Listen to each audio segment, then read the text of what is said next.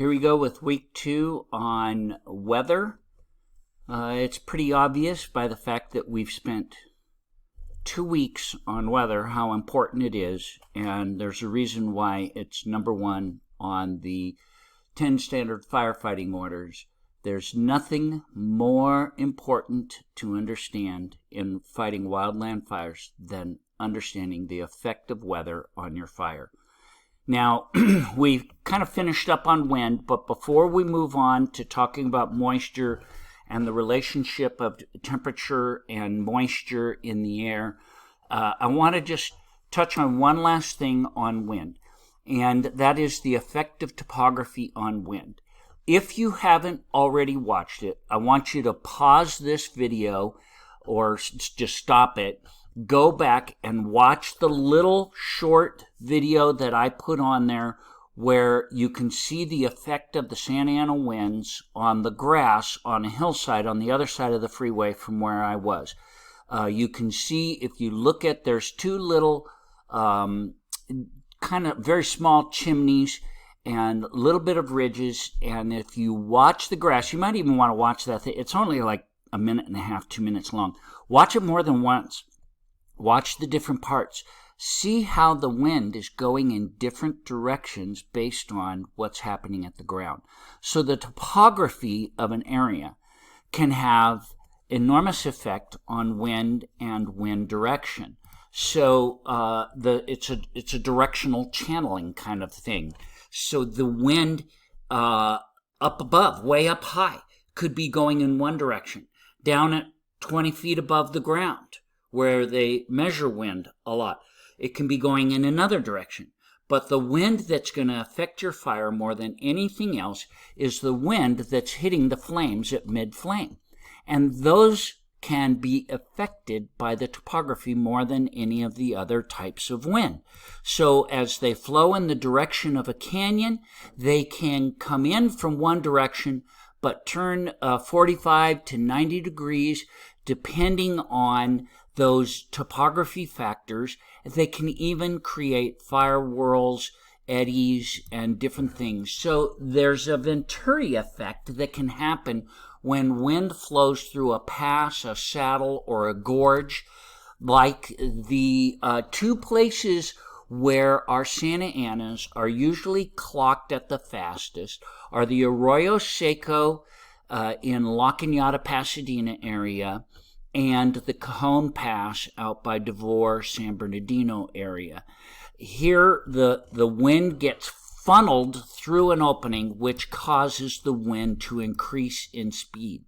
You can also have thermal turbulence, which is created by the differences in the surface heating as the convective heat is coming off of the ground or off of the fire. It creates turbulence, low-level winds to become gusty and erratic. And of course, we have frictional drag, which occurs when the wind is slowed by friction as it nears and moves over the surface. But oftentimes that frictional drag also can warm the winds or bring down the humidity. So the one reason, this is the one that I really wanted to emphasize, was the fact that we can get wave action, which is caused when a general wind moves across a mountain range at a 90-degree angle. So if you're fighting fire in higher elevations, or actually on any mountain, if you are chased up a mountain by a fire, let's say you did get yourself in the wrong place, and your super says, hey, we got to run to the lee side of the mountain. Now, what's the lee side? It's the side that the wind is not blowing on. So the windward side is the wind is coming at that side of the mountain and hitting it. We call that the windward side. The lee side is the other side, the sheltered side, where if you are told to go to the lee side of a building, that means go to the side that is sheltered from the wind. Same with the mountain, lee side of the mountain.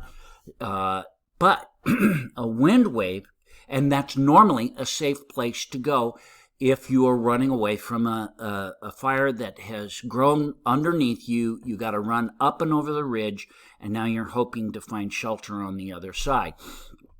but a wind wave can be formed on the lee side, and you just got to be aware of this, that as the fire rages up and over the mountain and then slows down as it's going to come backing down that mountain, the wind wave can happen where you get updrafts from it going up, and then after it passes, you get downdrafts on the other side. So here's a great illustration of that.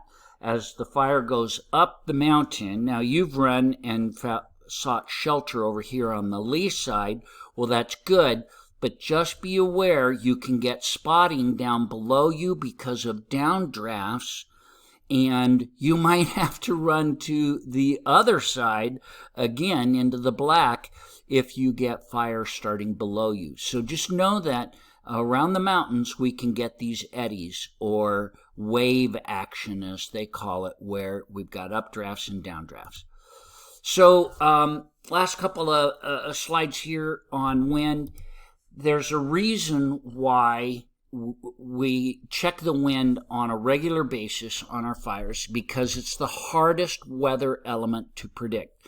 And our weather crew are going to be getting out their belt weather kit or a Kestrel, and they're going to check the winds and the temperature and the humidity and all of these things and try and keep us alert. But not only should they check the wind here, but they're going to use balloons. And they're going to put balloons up in the sky, and at different levels they'll see what the mile per hour is and the direction is at the different levels by releasing these weather balloons. So it gives us the ability to hopefully predict the future, what the fire behavior is going to be like in the weather, and you can obtain those speed and wind directions aloft. So you need to know what's happening above you as well as what's happening at your feet. So wind has the greatest impact on fire behavior of any of the weather factors. It's going to drive the fire's direction, and it's going to drive the speed of the fire. So in the absence of wind, the next most predominant factor is topography, as to where the fire is going to go and how fast. But wind, bar none, trumps all. Okay? So the stronger the wind, the faster the spread of the fire. Based on everything we learned, I want you to pause this slide, and I'm not even going to read it. I want you to pause it, read this, and think about this slide, and see if you can figure out why that flag is blowing the way it's blowing. Okay? So I'm going to move on and start talking about moisture. So the primary source of weather is the sun. We talked about how the sun radiates on the earth heats up, and it heats up in different amounts in different parts of the earth and different parts of the day, different seasons, different years. All of these things are all constantly dynamic. So the primary source of moisture in the atmosphere is going to be the ocean, but the ocean and bodies of water's responses to the radiant heat. So from the sun, the lakes, the rivers, the ocean, all of these are going to contribute to moisture in the atmosphere. As they heat up, they give off moisture, and vapors rise, and it's going to have a direct effect on the air's moisture level, but also the fuel's moisture levels and the fire behavior, therefore. So the air temperature and its corresponding moisture content has a direct effect on how every fire will burn. So the hotter the air, the lower the humidity. I'll explain that in a second. The hotter the air, the more moisture it can contain. And we'll talk about that. That has to do with dew point. Hot air is going to draw moisture from our dead fuels and our live fuels, lowering their moisture content. And the solar radiation of the sun is going to change the temperatures of the fuels, causing them to give off moisture as well. and our fuel temperatures are going to go down. Now, as they heat up, they're going to have an effect on the temperature of the air, as well as by giving off their moisture. So there's all of this lag time and cause and effect that we talked about last week that's going on. The radiation heating the earth, heating the fuels give off their moisture, the fuels absorb the radiant heat and also the ambient air temperature, and it's all affecting one another. So the air, of course, a temperature is going to have an effect on the firefighters, as well as the fuel temperature and moisture is going to have an effect on the fire itself. So let's define relative humidity. Humidity is measured in percent, right? So it's a ratio. It's the ratio of the amount of water vapor present in the air compared to the greatest amount possible at the same temperature. Okay? That's very important that you understand that. Relative humidity represents, in just plain English, how wet or dry the air is in percentage in relation to if it was 100% saturated. Okay? So we call that dew point. The season or the time of day, the slope, the aspect, the elevation, the clouds, the vegetation, all of these play a part in the variations in relative humidity. So if the relative humidity is at 30% or below, our fires are going to burn real good. Anytime it's below 30%, you need to be concerned.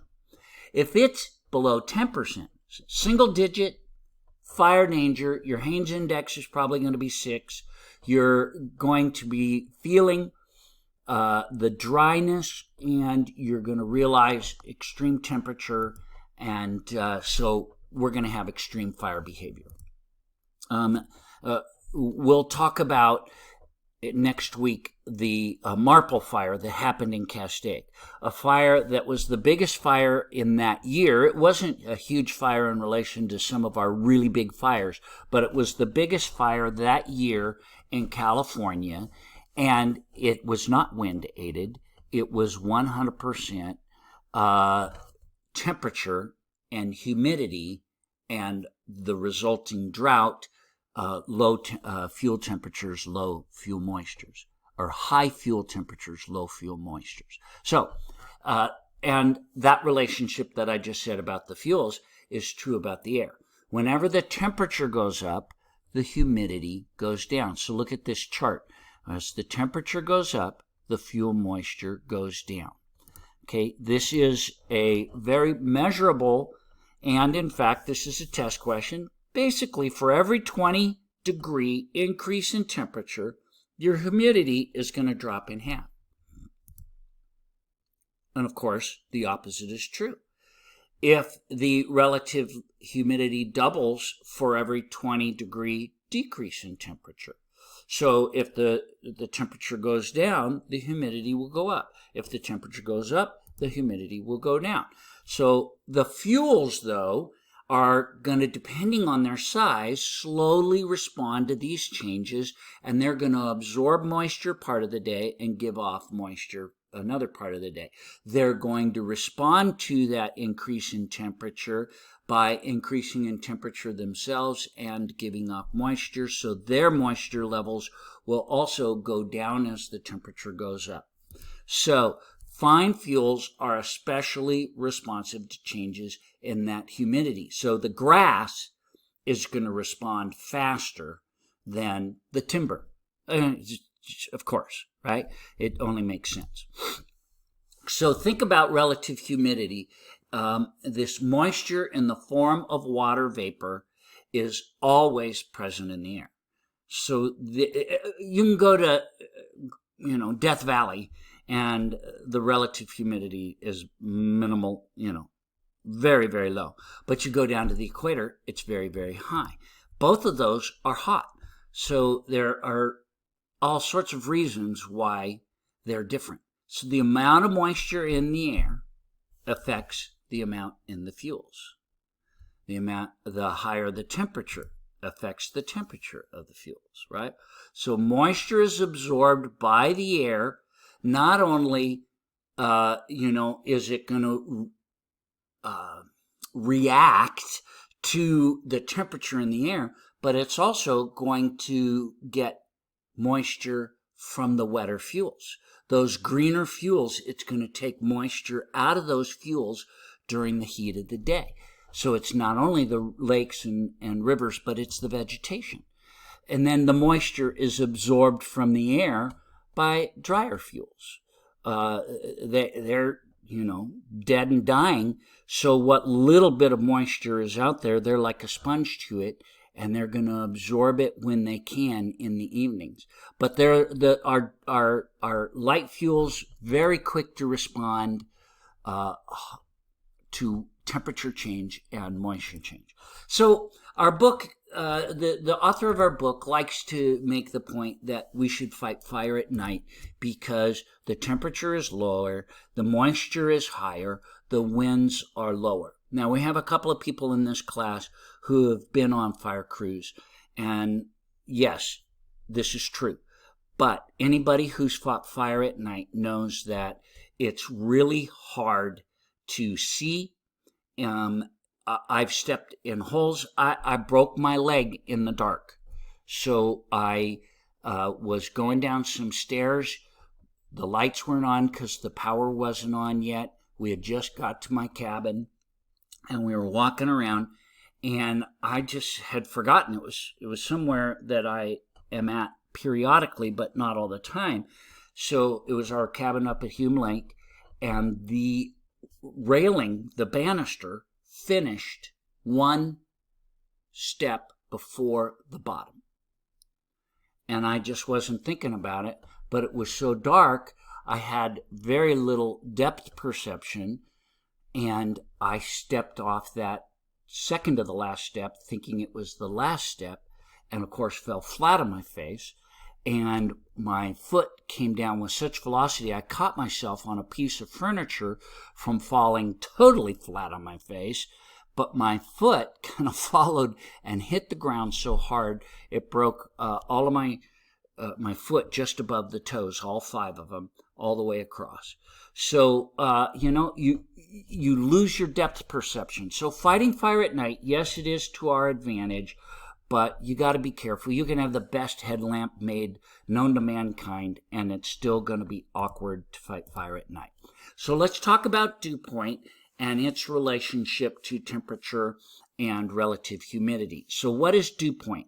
By definition, it's the temperature at which the air is 100% saturated with water, and then when that happens, that's when we get clouds or vapors begin to condense into clouds or fog or whatever, because there's more moisture than the air can hold. And the dew point is figured out by taking the wet bulb temperature and the dry bulb temperature.